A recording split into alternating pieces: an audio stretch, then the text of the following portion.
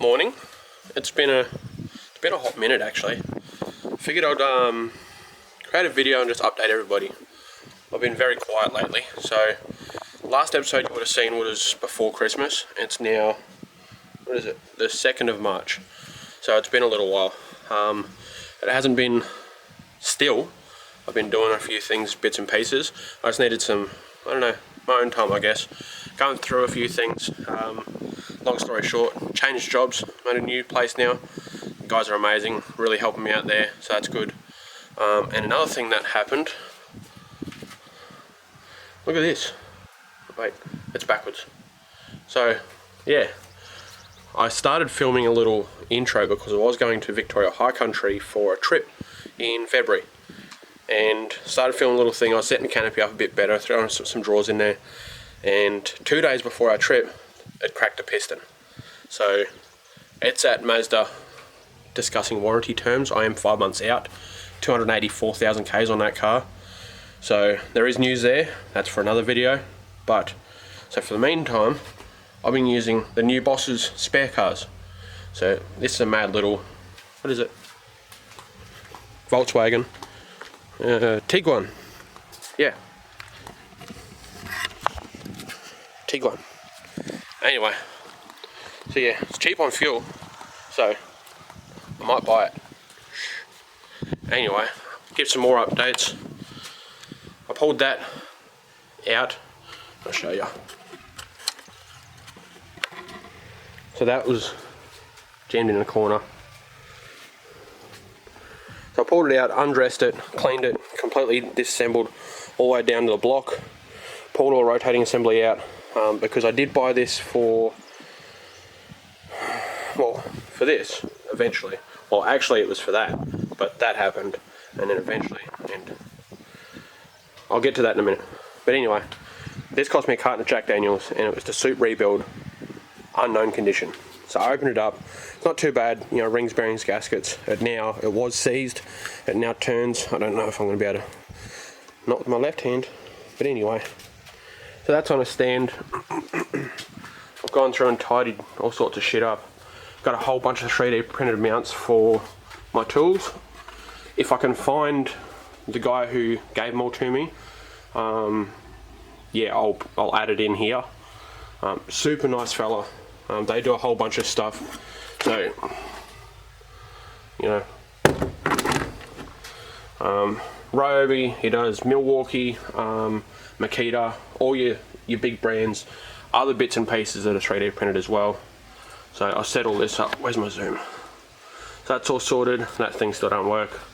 Bought some, you know, stuff to organise all the shit that was everywhere, because this bucket down here was originally full of bolts and shit and just crap.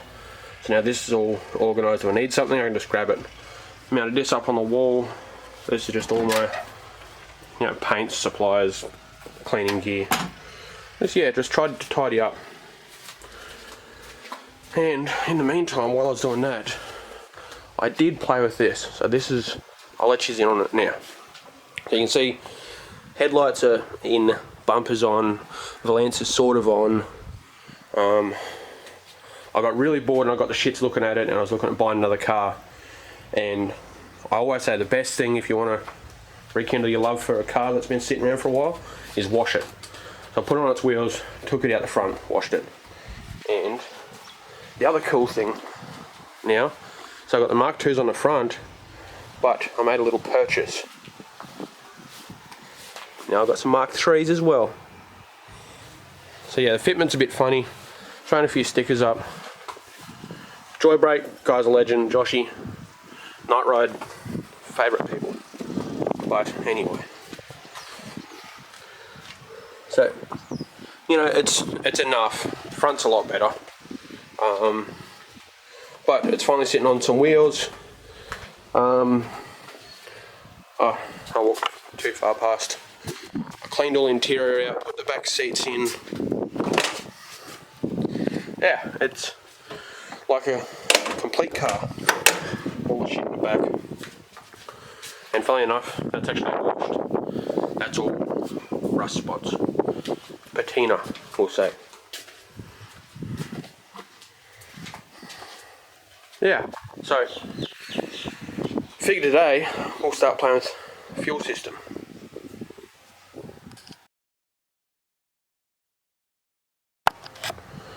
I love opening up the bonnet to see this. Like, the rest of the car, as you all know, looks like shit. In here, completely different. If I had a shot of, say, that, you'd think that was a completely different car. So cool. They're just sitting on there again. When I cleaned up, I just put shit around. I don't think I've actually done anything in here. Maybe mounted the carbs to the manifold, but I haven't actually mounted the manifold yet. It's still taped up. Because this has got to come off me to access all the firewall, all the fuel lines, all the fun stuff down there. So in here, there's no news. This is still just sitting there. I've still got to modify the loom so it clears the radiator now. Yeah, figured I'd dig the camera out, give you an update and play with the fuel system. So I want to give a quick shout out to the boys at HD Automotive. These guys hooked me up really well for fuel line raceworks fitting. So this is actually something new for me. What are these called? Push lock. So they don't actually require a hose clamp. So these are going up on top of the carbies up here, just to keep it, I don't know, tidy, no clamps, looks pretty. If you're working the engine bay over the top doing stuff, you don't have hose clamps in the way cutting you up, all that sort of stuff. So some raceworks fittings, adapters and stuff to get the fuel reg working, some hose. Yeah, thanks guys. Let's get into it.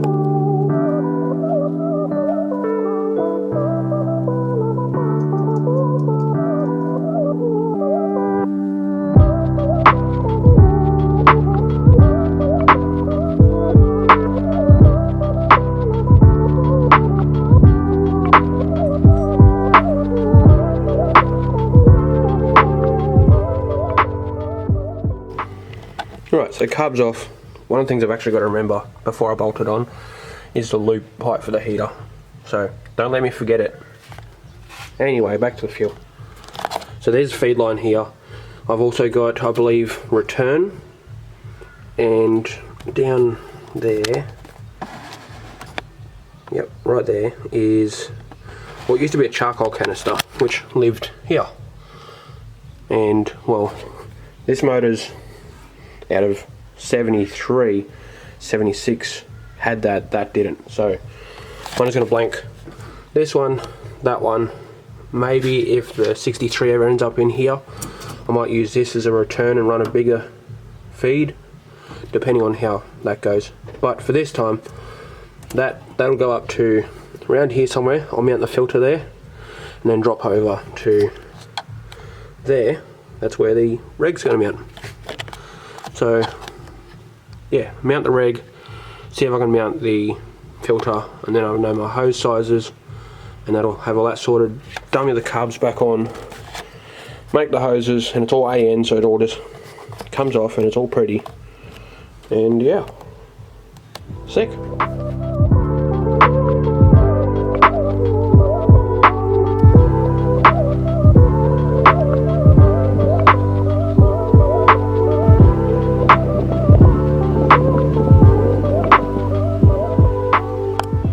Alright, so a bit of playing around and that bit's done. So that line originally faced up, and I'm going to bring it along and mount the fuel filter here. But the carby takes up the room from there to there, and it's only 25-30mm off. So I couldn't put it up here, so I moved it down to there, but I had to flip that line, which a bit of persuasion, it went. Then we got from here, filter, up to the reg, and from here on is where the those, I can't remember what they're called, those fittings that don't need clamps. They're going to go from the reg to the carbs. Rest of it's all clamp. Keep the pretty stuff up the top. Yeah. Cool. Right, so everything in. So we've got fuel reg around to 1, and down there up to this one. Fittings still aren't tight, like they'll clock around. And I've somehow lost a copper washer out of one side of this one, so it's got to be somewhere, right? Either way, I want to replace them. So yeah, but these are sweet. Like, once it focuses, no clamps, you just push them on. They're really dressy. Would have been really cool to put some like black braid on it, but yeah, I don't want to go that far. But this dickhead, right, all done, all pretty, forgot one crucial thing. That. So I've got to dig for hose clamps because now I'm not sure I've got enough to put that. I'm going to put it in this line here. Yeah. Silly bastard. But anyway, pretty happy with that. I'm glad now from the tank to here is sorted. So other than I've deleted the pump, that's why this hose down here originally came upwards. It would have come up into the pump, up there, out of the pump and around to the carbs. So on the sedan it came under the carbs up into the reg, which was mounted up over closer here in the sedan. They're a bit different in these areas. And out of the reg to the carbs. Whereas now I'm going with electronic fuel pump because the return spring in the pump started to fail. So I was starting to get, it's kind of valve float, sort of. The pump was floating on the cam at high RPM. So yeah, got rid of that. I've still got to remove that stud, put another, just a little button head in there, paint that, make it all pretty, seal it, and that's done. Yeah. So, come put the gauge in.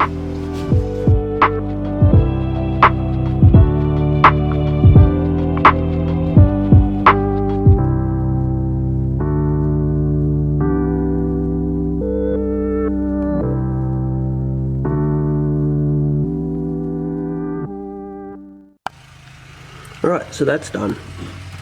But for those that know push lock fittings, know that this hose is slightly larger than the standard hose that are used for feed, because the feed isn't push lock down there through the filter, and that is the same size as the other hose.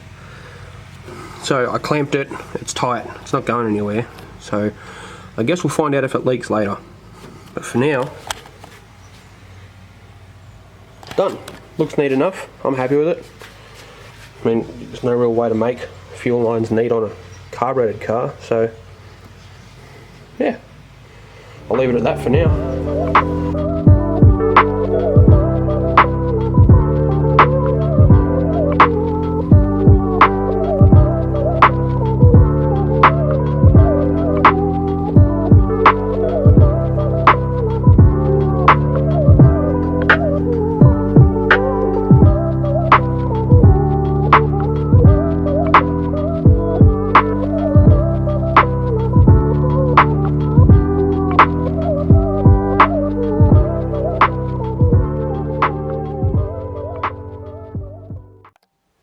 Well, that's a wrap from me.